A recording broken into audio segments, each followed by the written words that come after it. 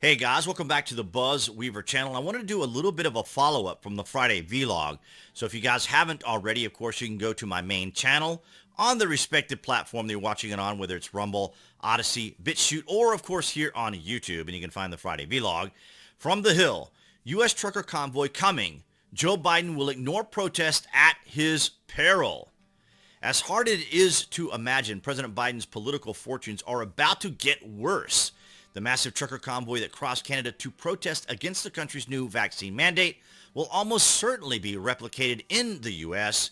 and will bring with it huge headaches for the Biden White House. I could only imagine, for example, that all these trucks would be surrounding the D.C. area. That would be absolutely amazing. And the media would have to cover it. There'd be no other way to get around it. Now, they would play it down and perhaps even, as they're doing in Canada, even suggested it's an insurrection.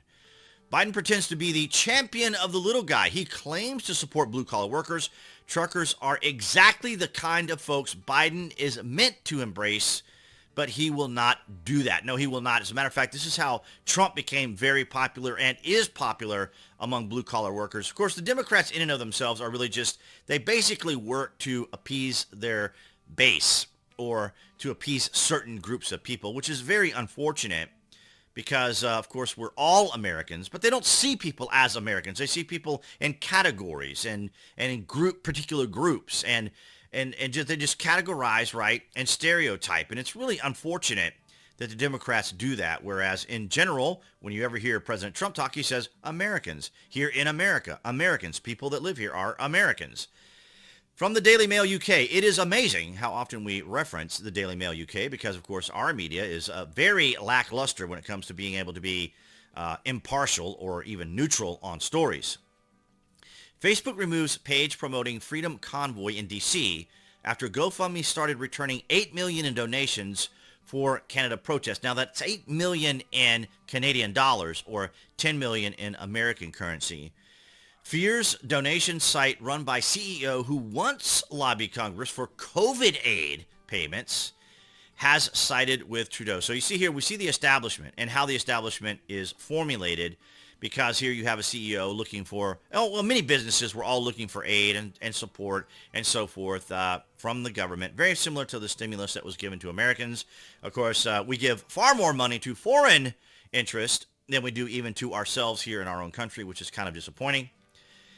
Facebook removed a page used by American truckers to organize a convoy to Washington, D.C. after GoFundMe began refunding the $8 million in donations collected for a freedom convoy protesting Canada's COVID-19 vaccine mandates.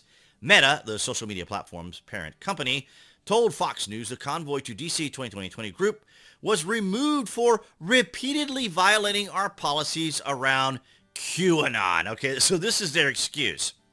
They have to find a reason to align anyone who protests with the far right. Or if you want to consider QAnon the far right.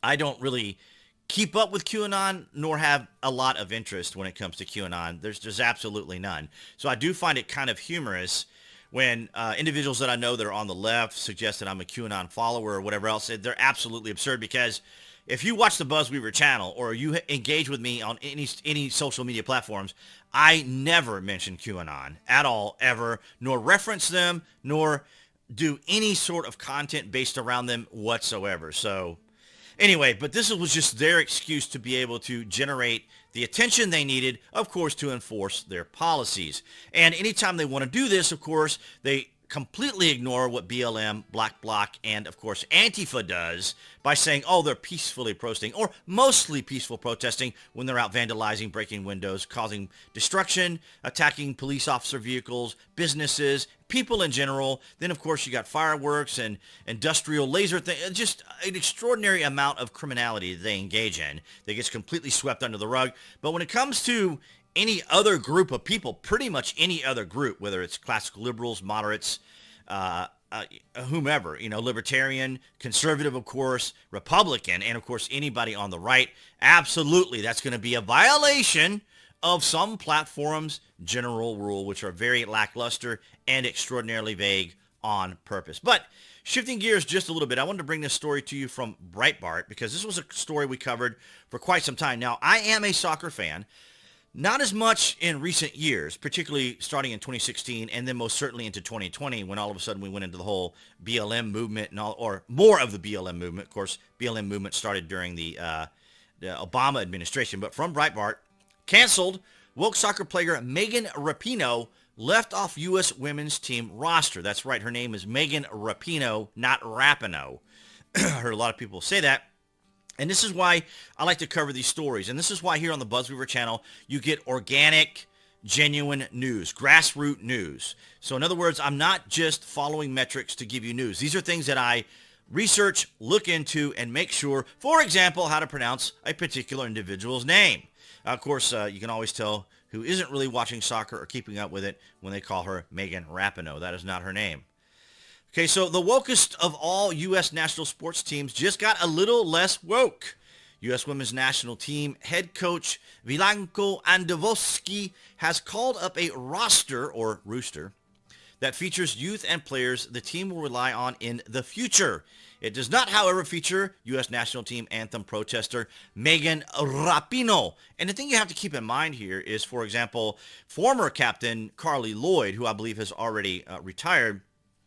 Carly came out several times and said that the kneeling was a disruption to the team. So Carly would stand up, and it just became like slowly and slowly. So here you see Megan Rapinoe. This is back here in Atlanta back in September of 2016. So it's just Megan starting out. Then it's almost like you could follow the line of players as they go down and kneel the whole time. And then it was everybody but Carly Lloyd, who was the former captain. I believe she has already retired, as I just mentioned. But as we see here in the article from Atlanta, Georgia, September 18th, this is Megan Rapinoe, 15, kneels during the national anthem prior to the match between the United States and the Netherlands at Georgia Dome here in Atlanta.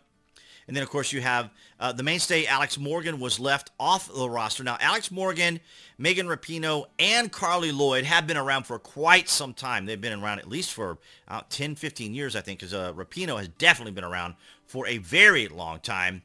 But nonetheless, it would appear that Megan is off the roster, or off the team. But not only that, but she and Carly Lloyd both said that they are retiring. Now, I hadn't heard anything about Alex Morgan retiring or not. Alex Morgan also serves as a team captain, as well as Megan Rapinoe. But nonetheless, guys, that's what I have for you on this Monday, February the 7th. Your comments are welcome down below. I'd like to hear your thoughts and opinions on the Convoy. Have you heard much about it here? Of course, we did talk about it extensively on Friday, so make sure you check out that video. And, of course, if you haven't already, click that like button because, of course, we're going to show the algorithm that this type of content is incredibly accepted here on the YouTubes. And, of course, all of you guys on NewTek, Rumble, Odyssey, and BitChute, thank you so much for the recent growth. Thank you. I really appreciate your guys' help. And then appearing there, right there on the screen, that would be the channel icon for YouTube specifically. You guys can click on that to subscribe, as well as get notifications. That way you know when there's content here on the channel. And I will see you guys in the next video.